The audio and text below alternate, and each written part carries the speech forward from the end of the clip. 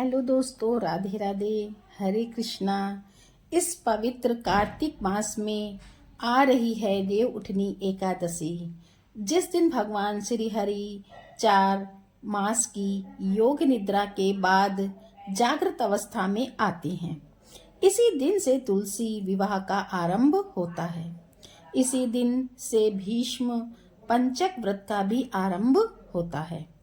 इस बार यह देव उठनी एकादशी आ रही है 12 नवंबर 2024 दिन मंगलवार को। इस देव उठनी एकादशी के विषय में कहा गया है कि जो भी मनुष्य इस देव उठनी एकादशी यानी कि भगवान के जागृत होने वाली एकादशी के दिन उपवास करता है या उनके पवित्र नामों का जप करता है, उनकी पूजा आराधना करता है और उपवास का पालन करता है, उसके पूर्व जन्म के समस्त पापों का नाश हो जाता है और वह अपने आध्यात्मिक जीवन में तीव्रता से प्रगति कर सकता है।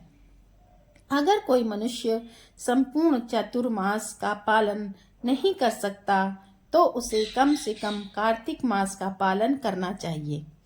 अगर कोई संपूर्ण कार्तिक मास का पालन करने में भी असमर्थ है तो कम से कम उसे कार्तिक मास की अंतिम एकादशी यानी कि देव उठनी एकादशी का पालन अवश्य करना चाहिए।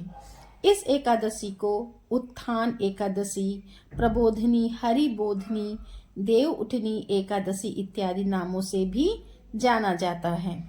इसी दिन से सभी मांगलिक कार्यों का भी आरंभ हो जाता है।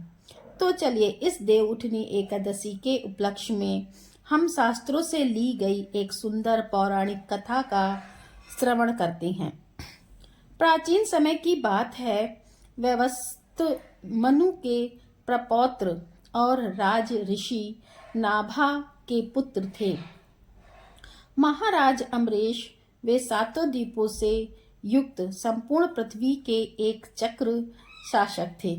उनके पास इतना ऐश्वर्य, संपत्ति और सुख था जिसकी कल्पना भी करना किसी के लिए संभव नहीं है।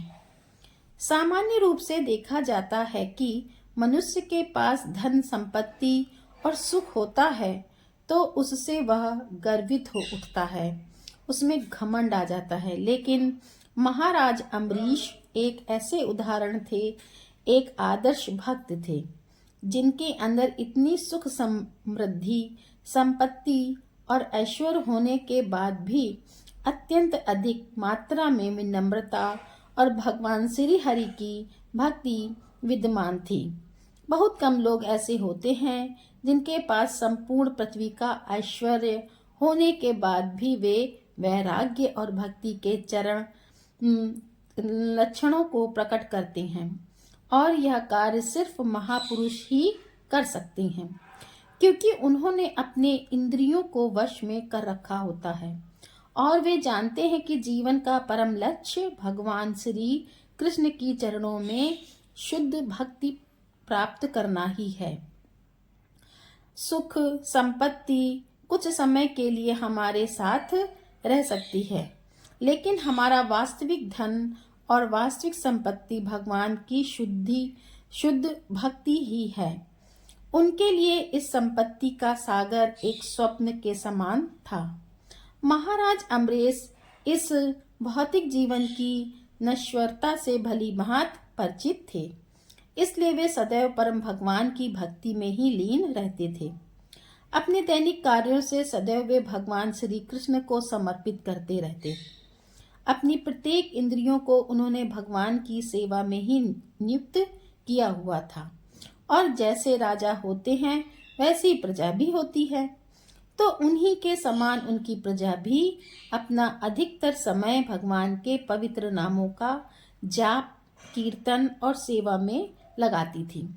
जब भगवान श्री विष्णु ने यह देखा तो वे अत्यंत प्रसन्न हुए और उन्होंने अपने भक्तों पर करुणा दिखाने के लिए अपने सुदर्शन चक्र को आदेश दिया था कि वे स्वयं महाराज अम्बरीश और उनके परिवार, उनके राज्य की सुरक्षा करें।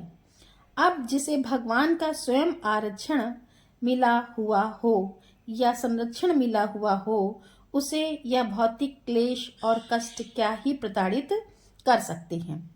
तो ऐसा ही कुछ हुआ अम्बरीश महाराज के साथ। एक समय महाराज अम्बरीश ने अपनी पत्नी के साथ परम भगवान श्री कृष्ण को प्रसन्न करने के लिए वर्ष की सभी एकादशी तिथियों का पालन करने का संकल्प लिया था। वर्ष के अंत में जब अंतिम एकादशी का पारण करने का दिन आया, तो महाराज अम्बरीश ने धूमधाम से इस उत्सव को मनाया। उन्होंने परम भगवान तथा ब्राह्मणों की पूजा की, उन्हें भगवान को अर्पित भोजन प्रसाद वितरित किया, विपुल मात्रा में गौदान दिया। सभी नियमों को पूर्ण करने के बाद जब महाराज अम्बरीश अपने व्रत का पारण करने ही जा रहे थे और उसी समय दुर्वासा मुनि अपने अनेक शिष्यों के साथ वहां पधारे। दुर्वासा मुनि को देखकर राजा अत्यंत हर्षित हो गए। उन्होंने अत्यंत प्रेम और आदर सत्कार से उनका स्वागत किया और उनसे भोजन करने के लिए प्रार्थना की।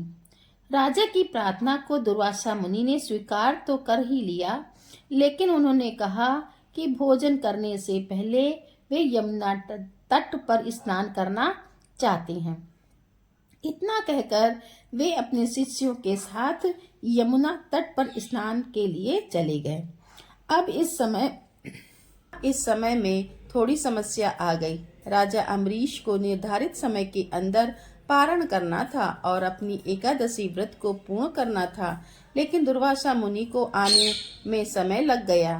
काफी समय बीतने के बाद भी दुर्वासा मुनि नहीं आए और पारण का समय निकला जा रहा था। सिर्फ एक घड़ी शेष रह गई थी। अब ऐसी स्थिति में राजा अम्बरीश के समक्ष धर्म संकट खड़ा हुआ। अगर वह इस घड़ी में पारण नहीं करते हैं तो उनका संपूर्ण वर्ष की सभी एकादशियों का व्रत टूट जाता है, और अगर वह पारण कर लेते हैं तो दुर्वासा मुनि को बुरा लगेगा कि राजा उनकी प्रतीक्षा किए बिना ही पारण कर रहे हैं। तो ऐसी स्थिति में राजा अम्बरीश ने वहां उपस्थित ब्राह्मणों से याचना की। राजा ने कहा, हे विद्वान ब्राह्मणों, ऐसी विकट स्थिति में मेरा क्या कर्तव्य बनता है? कृपया आप सभी शास्त्रों द्वारा प्रमाण ऐसा कोई उपाय ढूंढ निकालें। राजा की ऐसी स्थिति को देखकर ब्राह्मणों ने कहा, हे राजन, इस स्थिति में शास्त्रों का एक ही कथन है कि आप इन सभी एकादशियों का पालन संपूर्ण निर्जला रहकर किया है। इसलिए अगर आप भगवान के चरणामृत की एक बूंद स्वीकार कर लेते हैं तो इस जल से आपका पारण हो जाएगा, और इस प्रकार आप दुर्वासा मुनि को भी संतुष्ट रख पाएंगे, क्योंकि आपने अभी तक पूर्ण जल और अन्न को स्वीकार नहीं किया है। यह सुनकर राजा ने वही किया जो ब्राह्मणों ने कहा। राजा ने भगवान के चरणामृत की सिर्फ एक बूंद स्वीकार की और अपने व्रत का पारण कर लिया। अब वे दुर्वासा मुनि के आने की प्रतीक्षा करने लगे। अब इधर स्नान करने गए हुए दुर्वासा मुनि को समाधि में ही इस बात का पता चल गया कि अम्बरीश महाराज ने जल ग्रहण कर लिया है। अब इस बात से दुर्वासा मुनि को अत्यंत क्रोध आ गया। उन्होंने सोचा कि एक तुच्छ क्षत्रिय राजा ने मेरा अपमान किया है, मुझसे पहले भोजन के लिए आमंत्रित करता है और उसके बाद स्वयं मुझसे पहले ही उसने जल ग्रहण कर लिया। इसकी उद्दंडता की सजा उसे अवश्य मिलनी चाहिए। इस प्रकार सोचकर दुर्वासा मुनि ने क्रोध में आकर अपने बालों की एक लट खींच कर निकाली और देखते ही देखते उस लट से एक विशाल काय अग्नि राक्षस का स्वरूप ले लिया। उस कृत्या नामक दैत्य ने अपने आप को चारों ओर से अग्नि से लिपटा हुआ था। संपूर्ण पृथ्वी को अपनी लपटों में समाने के लिए वह लाल हो रहा था। दुर्वासा मुनि ने उस कृत्या को आदेश दिया कि जाओ, इसी क्षण उस अभिमानी राजा अम्बरीश को जलाकर भस्म कर दो। उसने हमारा घोर अपमान किया है।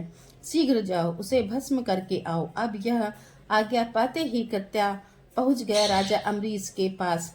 महाराज अम्बरीश भी समझ गए कि वास्तव में दुर्वासा मुनि क्रोधित हुए हैं, इसलिए उन्होंने इस कृत्या नामक दैत्य को भेजा है उन्हें मारने के लिए। लेकिन अम्बरीश महाराज भगवान के शुद्ध भक्त थे। कृत्या को देखकर भी वे थोड़े से भी विचलित नहीं हुए। उन्होंने दुर्वासा मुनि का आशीर्वाद समझकर उसका स्वीकार किया और हाथ जोड़कर उसके समक्ष खड़े हो गए। लेकिन यह तो एक भक्त की स्थिति थी। अब ऐसे समय में अपने भक्त को भगवान निसहाय कैसे छोड़ सकते थे? तो भगवान अभी कोई आज्ञा दे उसके पहले ही उनका सुदर्शन चक्र वहां पहुंच गया और एक ही क्षण में सुदर्शन चक्र ने अपने तीक्ष्ण तेज और शक्ति से उस कृत्या नामक अग्नि दैत्य को जलाकर भस्म कर दिया। और अब वह सुदर्शन दुर्वासा मुनि को भस्म करने के लिए उनके पीछे दौड़ा। जब दुर्वासा मुनि को इस बात का पता चला तो वे अत्यंत लज्जित हुए और वह भयभीत होते हुए सुदर्शन से बचने के लिए चारों ओर भागने लगे। आकाश, पाताल, समुद्र, गुफाएं, दशों दिशाएं, सभी जगह सुदर्शन ने उनका पीछा किया। स्वर्ग में इंद्र इत्यादि तो क्या, स्वयं ब्रह्मा जी और भगवान शिव भी दुर्वासा मुनि को शरण नहीं दे पाए। आखिर अंत में भगवान शिव ने दया दिखाकर दुर्वासा मुनि को सुझाव दिया कि उन्हें भगवान विष्णु की शरण में जाना चाहिए। अब दुर्वासा मुनि के पास कोई विकल्प नहीं था। भय से कांपते हुए वे उसी क्षण भगवान नारायण के पास गए। उनसे प्रार्थना करते हुए कहने लगे, हे प्रभु, आप इस संसार के आदि और अंत हैं। आपके नाम का स्मरण करने मात्र से ही व्यक्ति नारकीय जीवन से मुक्त हो जाता है। आपके भक्त महाराज अम्बरीश के प्रति मैंने घोर अपराध किया है। कृपया मुझे क्षमा करें। प्रभु इस सुदर्शन चक्र से मेरी रक्षा करें। अब देखिए, भगवान श्री हरि अपने वक्ष स्थल पर भृगु ऋषि की लात को सह सकते हैं, लेकिन अगर कोई उनके भक्त का अपमान करे, निंदा करे या फिर उनके प्रति कोई अपराध करे तो उसे भगवान कभी भी क्षमा नहीं करते हैं। इसलिए भगवान श्री नारायण ने दुर्वासा ऋषि से कहा, अहम भक्त पराधीन ही स्वतंत्र इव द्विज साधु भेर ग्रस्त तयो भक्त जन प्रिय है। दुर्वासा मुनि, मैं संपूर्ण रूप से अपने भक्तों के वश में हूँ। निसंदेह मैं थोड़ा भी स्वतंत्र नहीं हूँ, क्योंकि मेरे भक्त भौतिक इच्छाओं से पूर्णता रहित होते हैं। इसलिए मैं उनके हृदय में ही निवास करता हूँ। मुझे सिर्फ मेरे भक्त ही नहीं, अपितु मेरे भक्तों के भक्त भी अत्यंत प्रिय हैं। मेरे शुद्ध भक्त किसी भी अवस्था में किसी भी भौतिक चीज की कामना नहीं करते। अपना सब कुछ त्याग कर सदैव मेरे चिंतन में लीन रहते हैं। ऐसे भक्तों को भला मैं कैसे त्याग सकता हूँ? आपने अम्बरीश को घोर अपमान करके अपने द्वेष का प्रदर्शन किया है। इसलिए बिना समय गंवाए इसी क्षण आप मेरे प्रिय भक्त राजा अम्बरीश के पास जाइए, उनसे क्षमा याचना कीजिए और मुझे विश्वास है कि वे आपको जीवन दान अवश्य दे देंगे और उसके बाद आप सुदर्शन से भी सुरक्षित रह पाएंगे। अब जल्दी जाइए। भगवान श्री विष्णु की इस प्रकार बात सुनकर दुर्वासा मुनि उसी क्षण राजा अम्बरीश के पास गए। उन्होंने राजा के चरणों में गिरकर उनसे क्षमा मांगी और अपने इस घोर अपराध के लिए प्रायश्चित करने लगे। अम्बरीश अत्यंत विनम्र होने के कारण ऋषि को इस अवस्था में नहीं देख पाए। वे लज्जित होने लगे और उन्होंने सुदर्शन से दो हाथ जोड़कर दुर्वासा मुनि की रक्षा करने के लिए प्रार्थना की। अब राजा अम्बरीश की प्रार्थना सुनकर सुदर्शन चक्र वापस चला गया।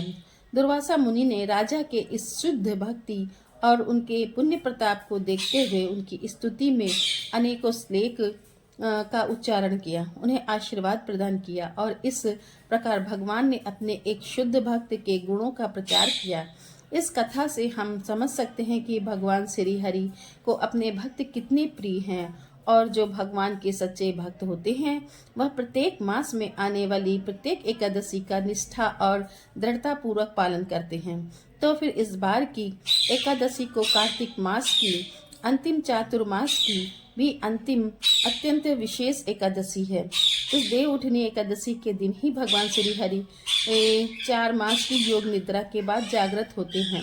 तो ऐसे पवित्र एकादशी का पालन करने से कितना अधिक पुण्य फल प्राप्त किया जा सकता है और कितनी अधिक मात्रा में भगवान श्री कृष्ण की कृपा प्राप्त की जा सकती है, इसकी शायद हमें कल्पना नहीं है।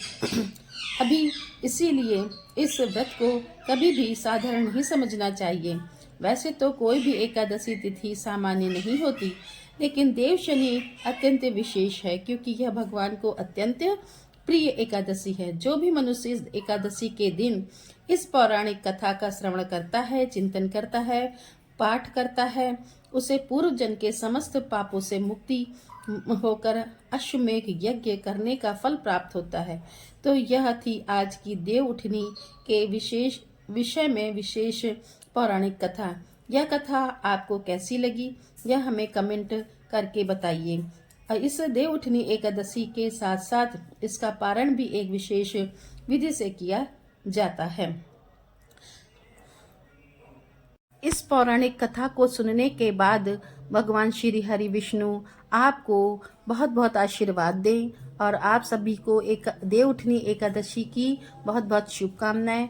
दोस्तों मेरे चैनल को लाइक करें, सब्सक्राइब करें। राधे राधे।